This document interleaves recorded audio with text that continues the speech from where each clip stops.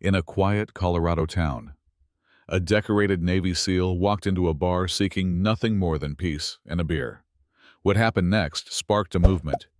This is the story of how silence, brotherhood, and quiet courage brought a community to its feet and brought down the man who thought power was stronger than respect.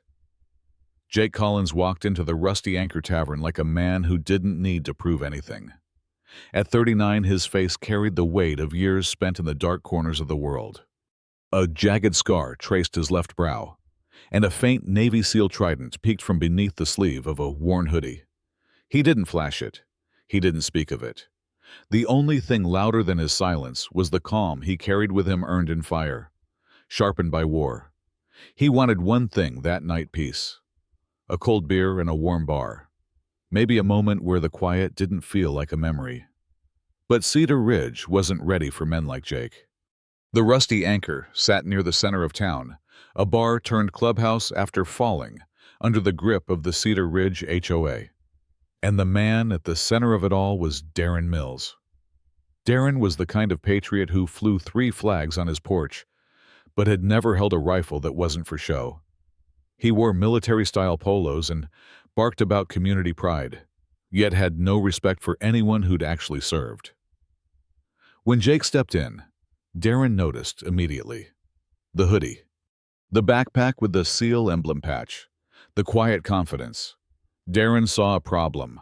He approached without greeting. "You can't stay," he said flatly. "We don't allow loitering. This isn't a shelter." Jake looked at him, not with anger, not with surprise, just a calm, unblinking stare.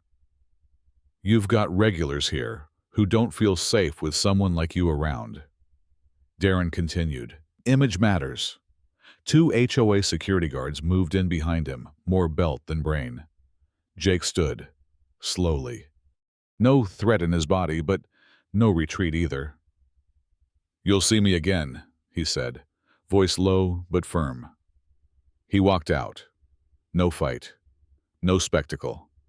Just the dignity of a man who'd faced far worse than small-town arrogance. He thought it would end there, but someone inside had captured the moment on the tavern's security feed and by sunrise. It was online. The video was grainy, but the story was clear. A combat veteran quietly removed from a bar by men who had never served, with no cause but discomfort and assumption. It spread fast. Some online voices defended the bar's rights, but most were furious. Veterans, civilians, strangers from states away, they saw a man who'd given years of his life to protect freedoms now being cast aside by people who misunderstood the very thing they claimed to represent. And Darren, he doubled down. Called it a misunderstanding, then a safety protocol, then a private matter. What he didn't expect was what came next. Jake sat in his garage, the silence interrupted only by the occasional buzz of his phone. He scrolled through messages not from reporters, but from brothers, SEALs, men he hadn't seen in years. Each one said the same thing. In different words, say when. He didn't ask for revenge. He didn't want drama. He wanted presence. That Friday, 3 black SUVs pulled into the Rusty Anchor parking lot. 8 men stepped out, not in uniform, no banners, but they walked with the weight of memory and purpose. They weren't there to fight. They were there to bear witness.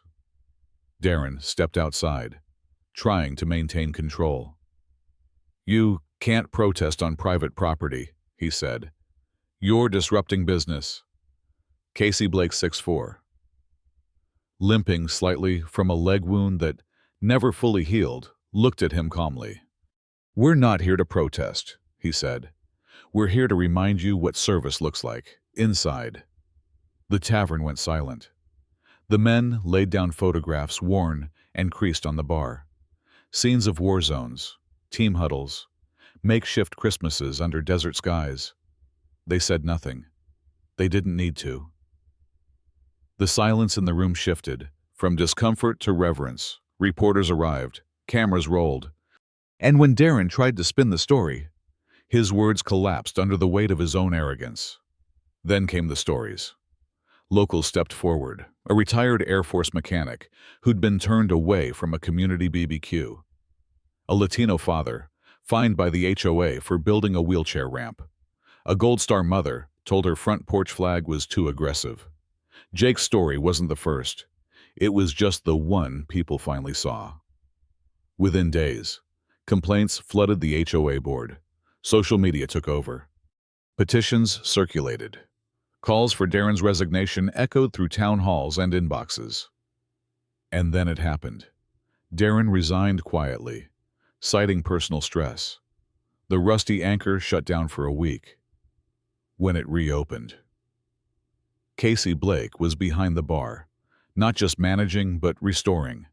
He brought back live music, reopened the community board, hung framed photos of veterans past and present. The bar felt like it belonged to the town again. A few weeks later, Jake walked back in.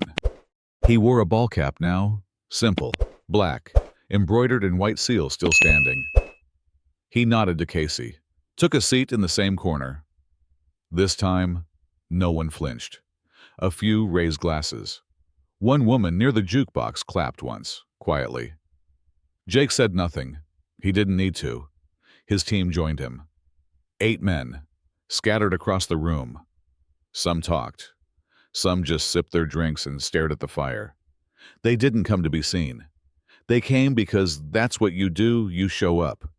And that night, Cedar Ridge changed. Not with protest, not with rage, but with presence and truth. Jake wasn't interested in power. He didn't want to run the HOA or be a symbol. He just wanted the respect that any person deserves, especially those who've carried the weight of service. And now, the town knew. The story of the rusty anchor became something bigger, a reminder that patriotism isn't about flags or slogans. It's about how we treat each other, especially the ones who've given everything for the right to sit in silence and be left alone. As the night wore on, laughter returned to the bar. Music drifted through the speakers. Jake looked around at his brothers, raised his glass, and offered only 2 words. For them. The rest didn't need to be said, because in that quiet corner of Colorado, justice wasn't loud. It just stood still and refused to leave.